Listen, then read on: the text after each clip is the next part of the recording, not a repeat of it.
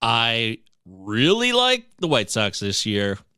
I think getting rid of old stodgy, stuck in his old ways, TLR, Tony La Russa, is going to be a big boost to this squad. It's a new day. They were a playoff team before we got there. There's something went down. Again, these are the things we can't quantify that you can't go to StatCast and find a heat map on, right?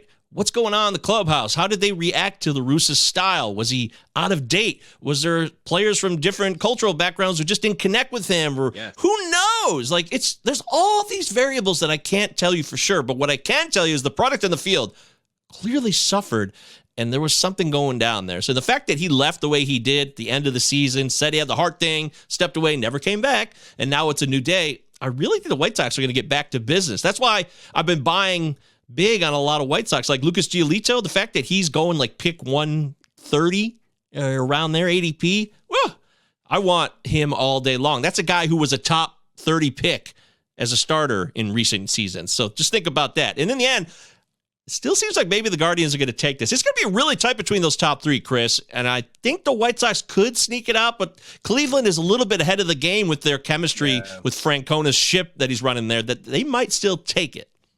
Yeah, I mean, they got some underrated bats in their lineup. Everybody knows Jose Ramirez, but then they got some good pitching, good bullpen. They always seem to hang around, and they always seem to have one or two pitchers that kind of pop and have that breakout campaign year in, year out. I never liked the La Russa signing. I didn't understand it to begin with. You said ahead of the time, man, dude was asleep last year in a game in the first inning.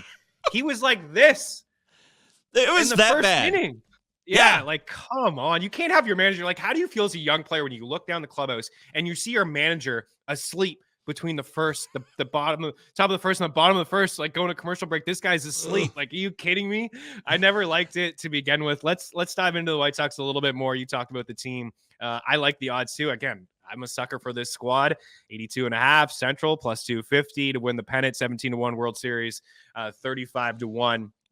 Jose Abreu is out of the lineup. He's been the leader of this squad, a couple years removed from winning the MVP. He is now with the Houston Astros. The rich get richer, but Tim Anderson at top of the order has been a sneaky guy for me. I mentioned off the top, like, as a guy who's hit lefties really well over the past 3 seasons, give you some power and some speed, decent average. Luis Robert Jr., Eloy Jimenez. They bring in Andrew Benintendi, Yoan Moncada, right? He's been a little bit of a disappointment over the past couple of seasons. Andrew Vaughn has showed us like some upside. Fangraphs has him for, I think Steamer has him for 26 home runs, which would be second on the team behind Eloy Jimenez, who I am a sucker for. He has Manny Grandal, Elvis Anders there. But the rotation, right? There's a lot of upside in the rotation, Quan, as we can transition into some of the assets and take a look at the ADP from NFBC. So you see here, what I have is, like, for example, the iTunes listeners here, Luis Robert Jr., outfielder 13 on average over the last 5 weeks over at NFBC drafts, ADP 45. And then you see some of the, like, Cease, Lynn, Giolito, Clevenger, Kopech. Like, they got some arms at the back end that have a little bit of upside in terms of strikeout. But you mentioned Lucas Gilioto, man. On average, pick 147 here, pitcher 42. Like, he came out and said COVID really attacked him last year, like it did a lot of people. Man, I think it's terrific value, and I think he could be a top 25 pitcher, dude, in fantasy baseball.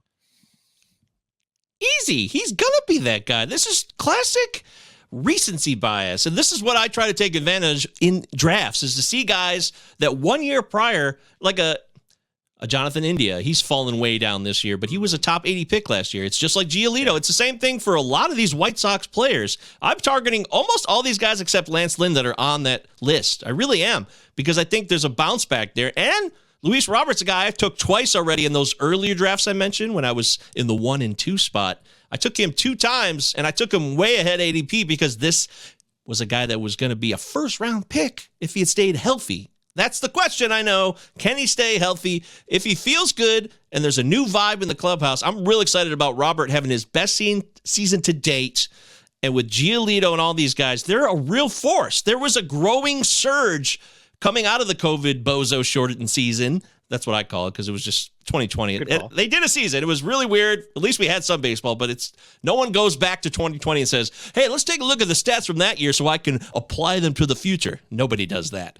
But I look at what they were on track to do. The White Sox want to get back to business. And there's so many guys in this lineup I want to get my hands on. Grandal alone is a guy who has a lot of power to offer, even if he was never great for Roto because he's more of an OBP guy. He gets on base at a high rate, tremendous walk rate. He still is going to be a value now because he's going in the 240s, 230s. He's going way down there, and you can get a good power bet, especially in 2-catcher leagues as a starter. Yeah, I think he's a great target as a 2-catcher league. As you see, catcher 20 on average, 258. It's a good lineup.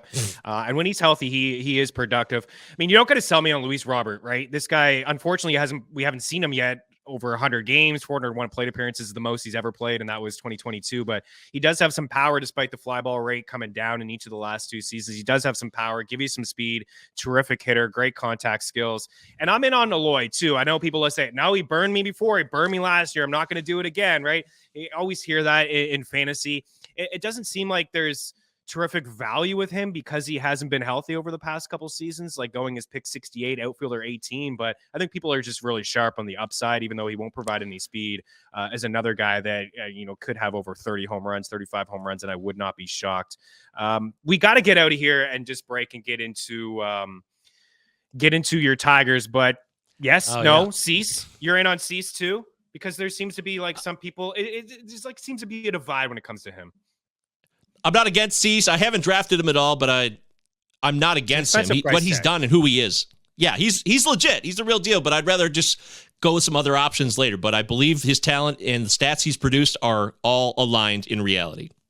And what you have said earlier, and looking at your team that you just drafted over the weekend or a few days ago, and something we've preferenced on the show, there are a lot of good starting pitchers that you can get between rounds 6 and 8 and 9. You're passing up on what it would be a really good bat at that point in the draft. And I think that's what I have to say when I really. Eloy's one of them. I believe in Eloy. I've never liked Eloy ever. I finally am in on him this year. I am. Yeah. All right, man. He's got such a sweet swing.